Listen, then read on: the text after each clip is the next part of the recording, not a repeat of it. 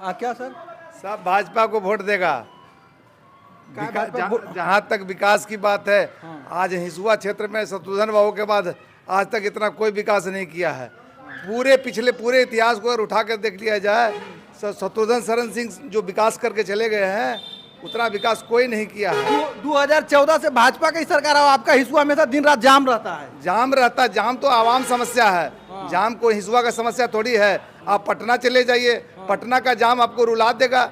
हिसुआ का जाम तो कुछ रुलाने की स्थिति नहीं है, लेकिन पटना का जाम तो पटना के दर्द देख के अपना दर्द कम किए हुए हैं। बिल्कुल कम किए हुए हैं। स्वाभाविक है, पटना का जो आदमी है वो कितना कष्ट में जी रहा है।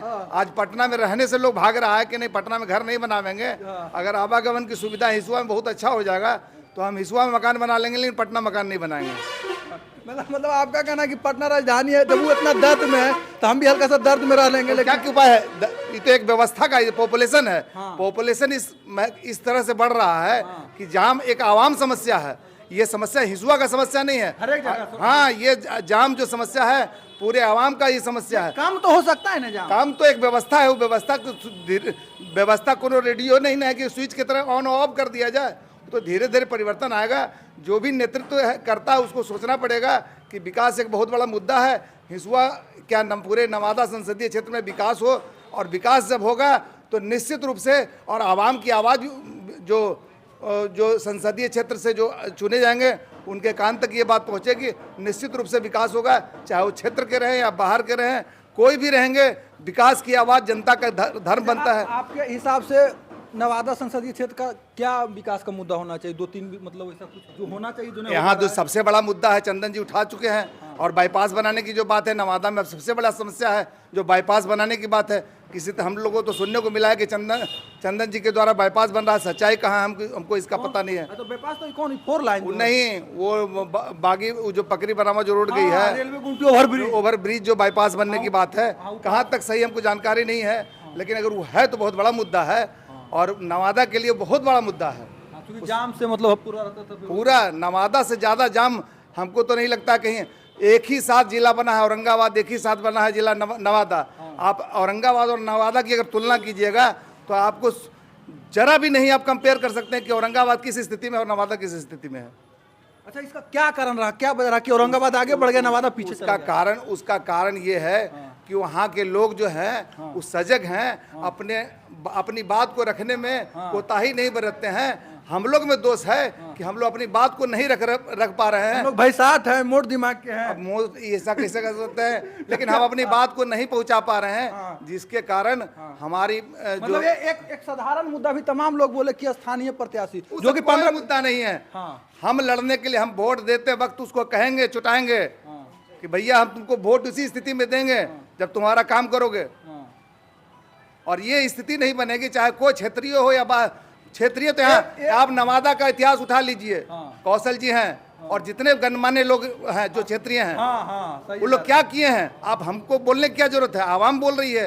वो तो क्षेत्रीय जो यहाँ के 5 विधायक हैं, एमएलसी हैं। हम किसी का नाम नहीं लेना चाहते, हम नाम लेकर के तो विवाद की बात होती है। लेकिन क्या हुआ है, क्षेत्रीय तो सब लोग रहे हैं और क्या विकास किए हैं बतावे, इसका उदाहरण दे दे। ये मतलब मायने नहीं रखता, स्थानीय और बाहरी मायने नहीं रखता विकास में। विकास आवाम का मुद्दा है। विकास लोगों को चाहिए, आवाम इस बात को उठावे कि हम वोट उसी स्थिति में देंगे जब मेरा विकास करोगे, चाहे घर का आदमी रहो या बाहर का। और घर बाहर क्या होता है, बेटी की शादी लोग पराए घर में करता है कि अपने घर में लोग कर रखता है? नहीं, सही बात है, सही।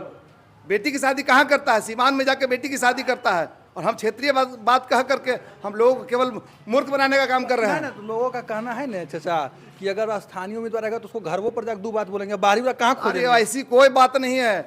उस संसदीय क्षेत्र में उसको इतना चोट लगे, आप वोट देते वक्त इतना चोट दीजिए कि वो उसको होश में रहे और आपका काम को एकदम माने घर का काम के तरह उसको निभाने का प्रयास करेगा।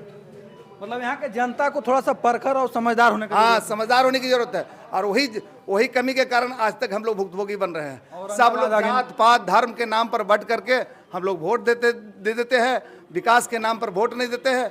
हम लोग विकास पहला मुद्दा बनावे और विकास का मुद्दा कोई भी आदमी आवेगा संसदीय क्षेत्र से, वो विकास का मुद्दा मेरा रहेगा, विकास मेरा विषय रहेगा। निश्चित रूप से हमारा काम करेगा, हमारे क्षेत्र का विकास होगा। क्या नेतृत्व में नवादा का विकास होगा? एनडीए के महागठबंधन? नेतृत्व मेरा नेतृत्व हम न देंगे, नेता तो हम न बनावेंगे, हम न उसको कहेंगे कि भैया तुम हमारा काम करोगे तो हम तुमको वोट देंगे, नहीं काम करोगे वोट नहीं देंगे।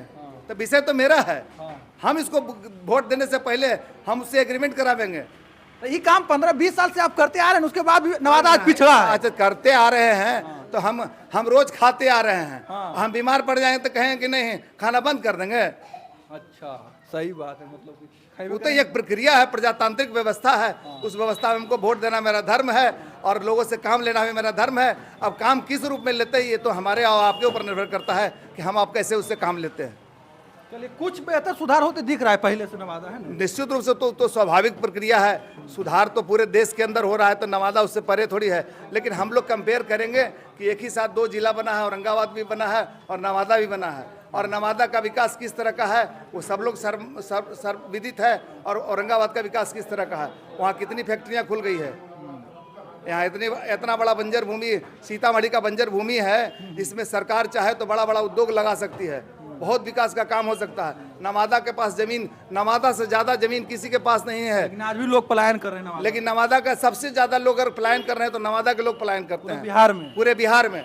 यही सच्चाई है, इसको नकारा नहीं जा सकता है। नवादा के लोग तटस्थ होकर के वोट दें, और हम तो चूंकि अभी हमारे पास कोई विकल्प नहीं है, नरेंद्र मोदी के सिवा दूसरा कोई विकल्प नहीं है। अभी जितने लोग देश के अंदर राजनीति कर रहे हैं उसमें सबसे उम्दा किस्म का आदमी अगर है तो नरेंद्र कुमार मोदी है, दूसरा आपको कोई विकल्प नहीं? कोई विकल्प नहीं। अभी देश के अंदर विकल्प नहीं, आने वाला समय में लगता है कब विकल्प आएगा वो दूर तक कोई दिखाई नहीं पड़ रहा है। अच्छा, अभी जो चुनाव 24 में होगा तो मतलब नवादा का क्या मुख्य मुद्दा हो विकास का? 3 कम से कम जोड़ाई जो होना चाहिए 24 और 29 के सेशन में हो जाना चाहिए, उसको 2-3 मुद्दा होगा पूरा नवादा लोकसभा का। कोई भी जगह का विकास कैसे होता है, मोबिलिटी मेजर पॉइंट है। अगर आवागमन की साधन बहुत बढ़िया हो जाएगा तो निश्चित रूप में उस क्षेत्र का विकास, तो मोबिलिटी यहाँ का, जैसे ट्रेन की सुविधा यहाँ बहुत अच्छी हो जाए, ट्रेन रात दिन दिल्ली बम्बे हर जगह का ट्रेन मिलना शुरू हो जाए, केंद्रीय विद्यालय का भी बात, दोहरीकरण की बात हो रही है, बढ़िया बढ़िया एम्स यहाँ खुल जाए, यहाँ मेडिकल कॉलेज खुल जाए, जहाँ स्वास्थ्य के लिए आज हम लोग को दिल्ली नवादा का आदमी अगर चला जाइए एम्स में तो सबसे ज़्यादा आदमी मिलेगा नवादा का आदमी इलाज कराने के लिए।